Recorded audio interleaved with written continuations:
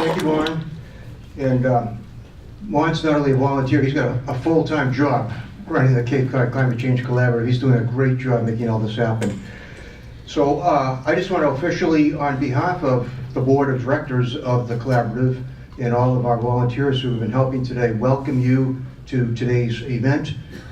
Thank you for taking time out of what I know are busy schedules to focus on this all-important topic. Maybe the most important thing I think you could focus on, we could focus on at this time.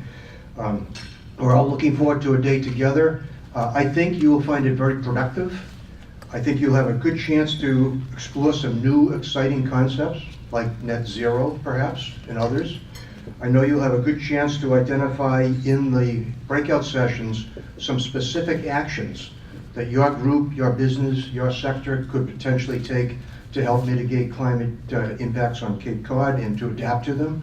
And I think you also, and this is I think one of the special parts of today, you'll learn about other sectors, what other people are doing.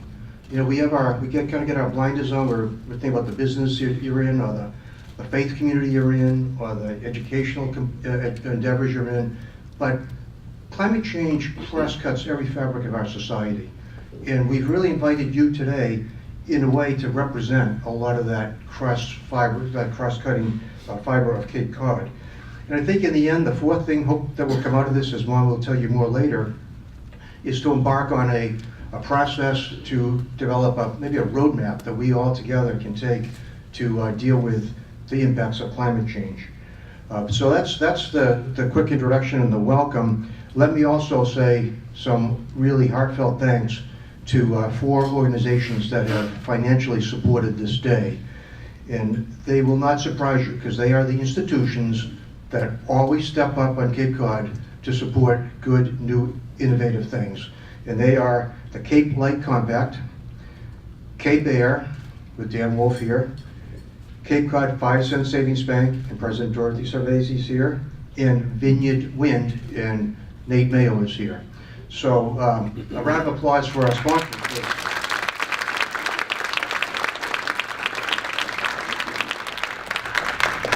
And a bit of background, just a couple of minutes on the Cape Cod Climate Change Collaborative. Is anybody hearing about it for the first time because of this event? I expect that everyone would raise their hands, but this is great. If you all know about us, I don't have to say anything else. This is great. But the quick history of it is that I was fortunate and privileged to be in Paris during the time when the 196 presidents came together to sign the unprecedented, inspiring, unbelievable climate accord. There's a lot of discussion about whether it should have been more ambitious or not. It doesn't matter. This was unprecedented act by leadership. I was there with some other colleagues from a group called the Global Ocean Forum, which has been endeavoring for the last 20 years to put oceans on the international agenda of the World Bank, the United Nations, because it hasn't always been there. And in fact, in the previous 20 years, where leaders came together to try to find agreement on a climate accord, oceans were barely mentioned.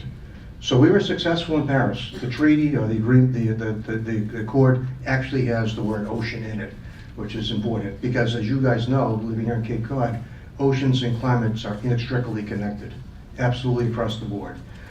So I left Paris inspired by the fact that not only 196 presidents came together, but little known fact, about 11,000 other commitments were made by business leaders, by regional planners, by the faith community, by investors, by bankers, a lot of the sectors that are represented in this room today.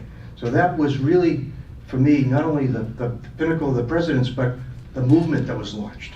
For me, it was almost like another Earth Day, which many of us, I think, some of us, you're a pretty young crowd, some of us lived through. So I left with that inspiration, but I also left alarmed at the severity and the extent that climate warming is having across the world. You know, you read a story here, a story there, but you put it all together and realize that this is going to affect every aspect of our lives severely. We need to take real strong action. And the third thing I realized when I came back here was Cape Cod has a front row seat for all these impacts. I mean, they're not going to happen evenly across the globe, but here we happen to be blessed with, or unfortunately adjacent to the Gulf of Maine, which has the fastest warming surface temperature in the world. And that, as I just said, oceans drive climate, climate's changing. We're in the front row seat for those changes. So as I gave talks to groups in the following year, 2016, at the end of sharing this message and sharing my experience in Paris, almost everyone said, what can we do as Cape Codders? And that was what really precipitated forming basically a volunteer virtual network of interested organizations. We're calling it the Cape Cod Climate Change Collaborative. That's what it's all about. We've been meeting on a pretty steady basis, but this is our real first big event. And it does, in a way, in my mind at least, replicate Paris. We don't have 196 presidents in the room, but we have 100 very important VIPs of Cape Cod organizations and entities. So I'm really hopeful today that at the end, and Juan will lead us through it, we will come up with the same kind of enthusiastic commitment to change the way we do business. Because if we continue to conduct our business as usual, it's really, really bad. And you know that, we know that. I don't have to convince you guys, that's why you're here. So once again, thank you for being here. Thank you to our sponsors, and I'll turn it back to Juan.